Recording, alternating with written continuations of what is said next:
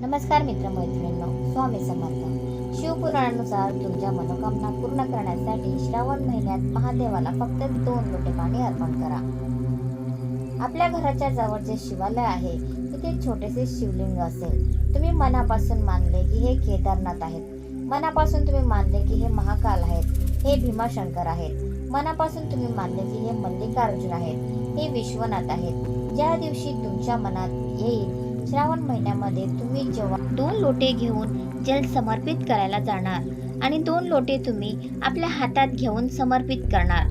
ज्या दिवशी तुमच्या मनात आले की मी विश्वनाथाला गेले नाही आहेत, श्रावण महिन्यामध्ये मी विश्वनाथाचे दर्शन केले नाही आहेत, श्रावणाच्या महिन्यात मी काशीला नाही गेले आहेत, श्रावण महिन्यामध्ये तुमच्या मनात आले की 2 लोटा जल भगवान शंकराला समर्पित करत्यावेळी आपल्या मनात माझे विश्वनाथ, मी तुमच्या दरवाजापर्यंत नाही येऊ शकले, माझ्या जलामध्ये जर बल असेल तर या जलाला तुम्ही तिथून इथे येऊन स्वीकार करा. नंबर 2, पूर्ण वर्षभर भगवान शिवाला 1 लोटा जल समर्पित करावे. श्रावणाचा पहिला दिवस लागला की 2 लोटा जल समर्पित करायला चालू करावे. श्रावणाच्या पूर्ण महिनाभर 2 लोटा जल आपल्या घरातून घेऊन जावे. आपल्या घरातून जेव्हा जल घेऊन जाणार तर हा विचार करून जावे की आज मी शिवाला काशीमध्ये जल समर्पित करत आहे, आज मी केदारेश्वरमध्ये जल समर्पित करत आहे, आज मी शिवाला अमरनाथमध्ये, आज मी शिवाला भीमाशंकरला जल समर्पित करत आहे, आज मी शिवाला मल्लिकार्जुनमध्ये जल समर्पित करत आहे. हा भाव ठेवून श्रावण महिन्यामध्ये भगवान शिवाला जल समर्पित करावे.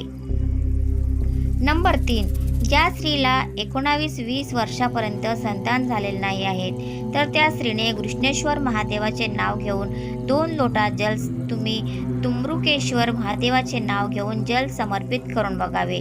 श्रावणानंतर भोले बाबा संतान जरूर देतील, आपली गोद जरूर भरतील.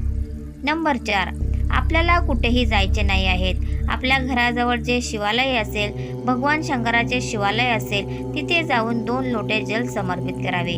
जलापेक्षाही जरुरी आहे की भोले बाबाच्या मंदिराची साफसफाई करणे. श्रावण महिन्यामध्ये मंदिरात पावसामुळे, गर्दीमुळे साफसफाईची गरज असते. त्यामुळे आपल्यासोबत जाताना एक कपडा जरूर घेऊन जावे. आसपास बेलपत्रे, फुले पडलेली असेल तर ती उचलून, ते निर्माल्य उचलून एकत्र करून ते नदीत, तलावात टाकायचे नाही आहेत. जमिनीमध्ये खड्डा करून त्याला टाकायचे आहेत. त्याचे खत तयार करायचे आहेत आणि ते खत बेलपत्राच्या झाडाखाली टाकायचे आहेत.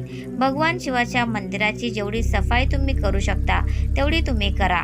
आपल्या मनात तो भाव निर्माण करा जसा भगवान विष्णूने भाव निर्माण केला होता की श्रावण महिन्यामध्ये भगवान शिवाला 108 कमळाची फुले समर्पित करेल. पार्वतीने भाव निर्माण केला होता की श्रावण महिन्यामध्ये भगवान शिवाला 2 लोटा जल समर्पित करेल. एक संकल्प आपण घ्यायचा आहे की श्रावण महिन्यामध्ये आपल्याला शिवाला कसे प्रसन्न करायचे आहेत, कसे प्राप्त करायचे आहेत, भगवान शिवाला आपले कसे बनवायचे आहेत, हे आपल्यावरती निर्भर करते.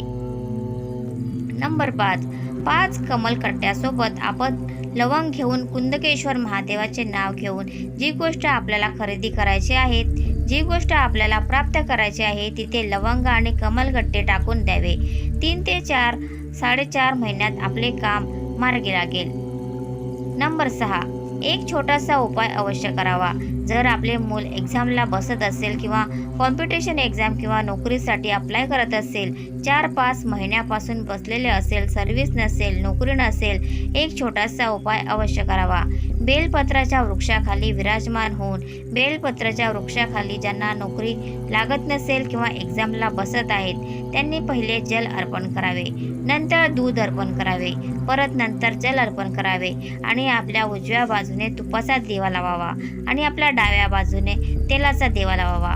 कोणत्याही प्रदोषच्या दिवशी, प्रदोष काळामध्ये 1 वेळा लावावे आणि आपली कामना करून बेलपत्राच्या वृक्षाखाली धूप लावून प्रणाम करून यावे आणि नंतर इंटरव्ह्यूसाठी जावे.